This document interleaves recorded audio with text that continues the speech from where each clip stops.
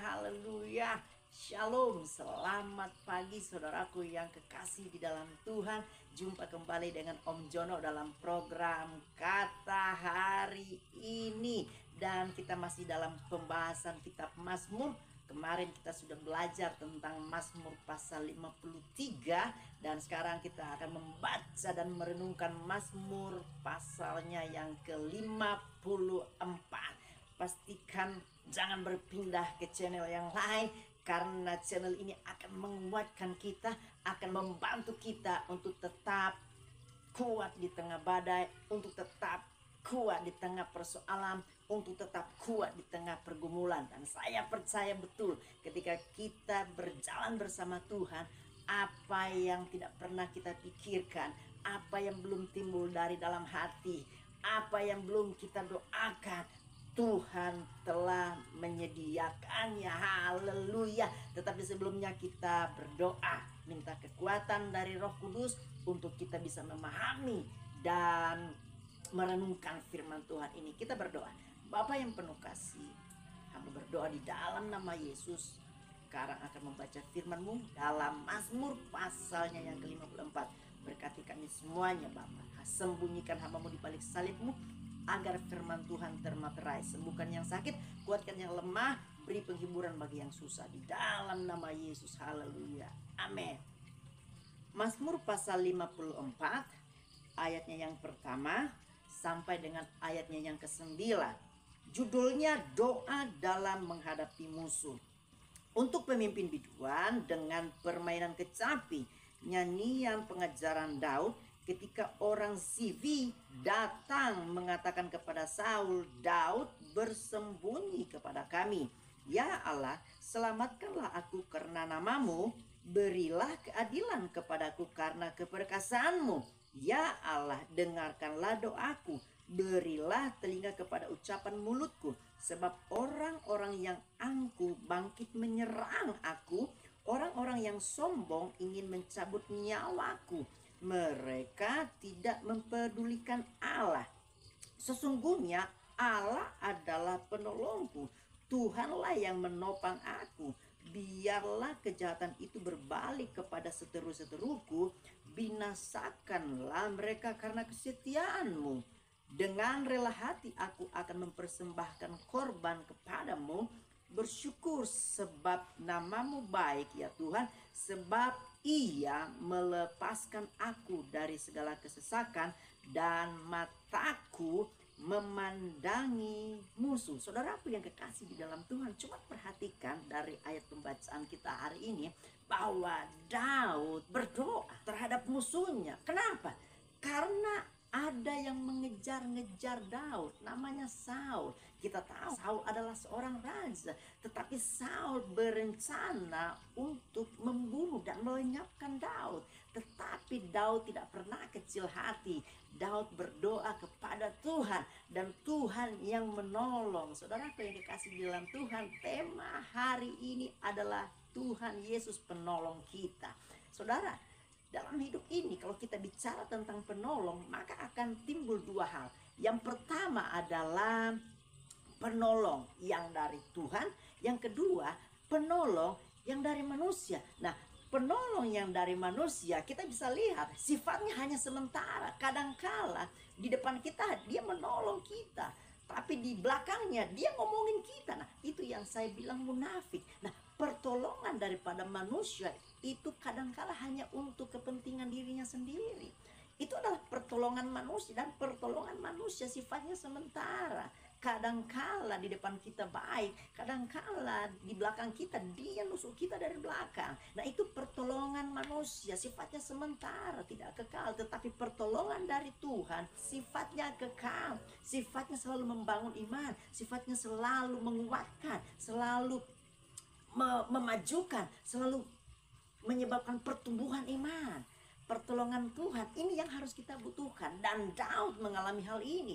Daud mengalami yang namanya pencobaan. Dia dikejar-kejar oleh Saul, tetapi Daud, kata Alkitab, mendekatkan hidupnya kepada Tuhan. Ini harus menjadi bagian penting di dalam kehidupan kita, bahwa kehidupan kita tanpa Tuhan akan sia-sia. Itu sebabnya hidup kita, come on, dekat, bergaul, Datang kepada Tuhan, karena Tuhan yang akan menolong kita. Pertolongan manusia baik, tetapi itu sifatnya sementara. Tetapi pertolongan Tuhan itu yang akan membawa kita kepada kemenangan demi kemenangan. Mungkin hari-hari ini kita menghadapi sakit penyakit. Mungkin hari-hari ini kita mengalami yang namanya persoalan di dalam bisnis. Mungkin hari-hari ini kita mengalami namanya persoalan di dalam karir kita. Atau mungkin kita hari-hari ini mengalami masa muda kita yang kurang beruntung. Atau mungkin kita mengalami masalah belum mendapatkan jodoh. Tetapi dengar baik, Tuhan yang menolong kita adalah Tuhan yang memberikan dan menyertai akan segala kebutuhan kita. Dia akan memperlengkapi kita. Dia akan tetap menyertai kita dalam menghadapi persoalan.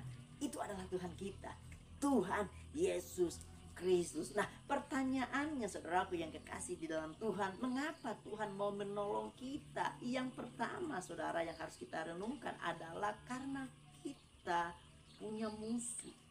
Nah, musuh kita bukan yang kelihatan. Musuh kita yang tidak kelihatan. Ada dua. Yang pertama, musuh yang paling utama dalam hidup kita adalah diri kita sendiri. Banyak orang tidak bisa menguasai dirinya. Akhirnya apa? Akhirnya tidak mampu bertahan dan akhirnya lepas meninggalkan Tuhan Yesus. Yang kedua, musuh yang tidak kelihatan, yaitu kuasa kegelapan. Musuh ini yang harus kita usir, kita selesaikan, kita tolak di dalam nama Tuhan Yesus. Dan musuh ini sangat berbahaya. Dia akan membawa kita kepada kebinasaan. Jadi ada dua musuh. Musuh yang pertama adalah musuh diri kita sendiri, yaitu keinginan daging kita. Ini harus kita kalahkan. Dan yang kedua adalah musuh, yaitu roh-roh jahat, penguasa-penguasa, kuasa-kuasa kegelapan. Itu yang harus kita kalahkan. Yang kedua, mengapa Tuhan mau menolong kita? Karena pada dasarnya kita orang yang lemah, mudah jatuh, dan mudah putus asa. Tidak ada orang yang kebal di dunia ini. Kita adalah orang-orang yang mudah jatuh, mudah putus asa. Ketika ada masalah sedikit, kita mulai putus asa. Tuhan yang menolong kita. Ketika kita dalam kesesakan, Tuhan yang menghibur kita. Mungkin hari-hari ini kita sedang menghadapi pergumulan di dalam keluarga, tetapi dengar baik-baik, Tuhan menolong kita.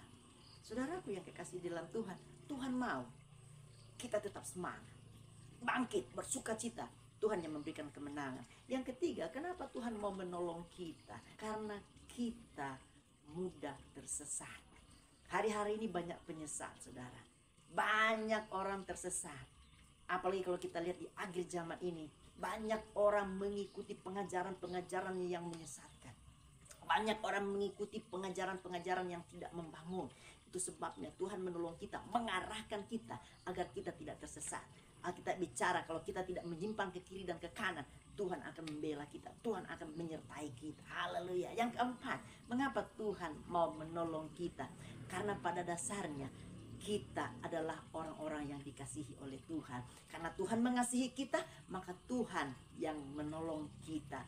Tuhan menciptakan kita, Dia juga adalah Tuhan yang menyertai kita. Karena pada dasarnya kita adalah orang-orang yang dikasihi Tuhan. Itu sebabnya Tuhan tidak mau kita binasa. Tuhan mau kita beroleh hidup yang kekal. Yohanes 3 ayat 16, karena begitu besar kasih Allah akan dunia ini, sehingga Ia mengaruniakan anaknya yang tunggal, supaya setiap orang yang percaya kepadanya tidak binasa, melainkan beroleh yang hidup kekal. Artinya Tuhan mengasihi kita karena Tuhan tidak mau kita binasa. Yang kelima, mengapa Tuhan mau menolong kita? Karena pada dasarnya kita adalah orang-orang yang gampang menyerah. Kita adalah orang-orang yang gampang menyerah. Ketika melihat tantangan akhir zaman ini, kita adalah orang-orang yang mudah menyerah. Ketika melihat TV, perang di mana-mana. Ketika kita melihat TV, pembunuhan di mana-mana. Akhirnya kita mulai menyerah. Iman kita mulai kendor. Nah, disitulah kekuatan Tuhan menyertai kita. Dia menolong kita sehingga iman kita bangkit.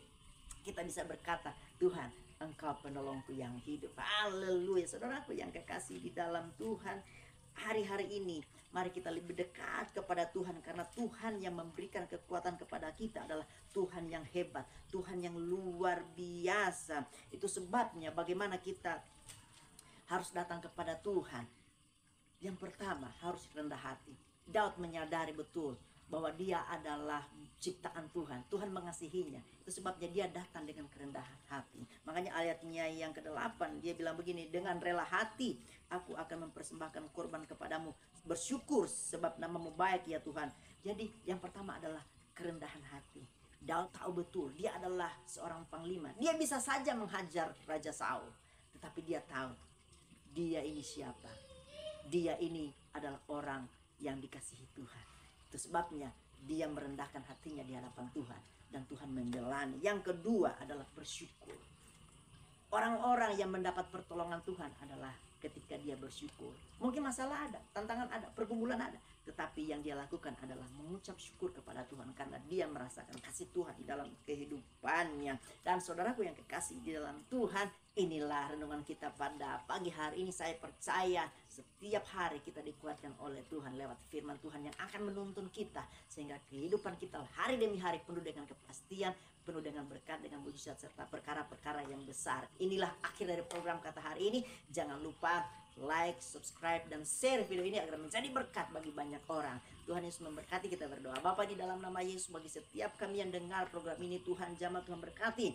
Yang sakit Tuhan sembuhkan di dalam nama Yesus. Yang lemah Tuhan kuatkan, yang susah Tuhan hiburkan, yang mengalami jalan buntu sekalipun Tuhan memberikan jalan keluar. Karena kami percaya orang yang bergaul dan berharap kepada Tuhan tidak akan pernah kekurangan sesuatu yang baik. Di dalam nama Yesus, haleluya. Berkati setiap pendengar yang sudah mendengarkan program ini, haleluya, amin. Amin. Ingat, kita sudah berdoa.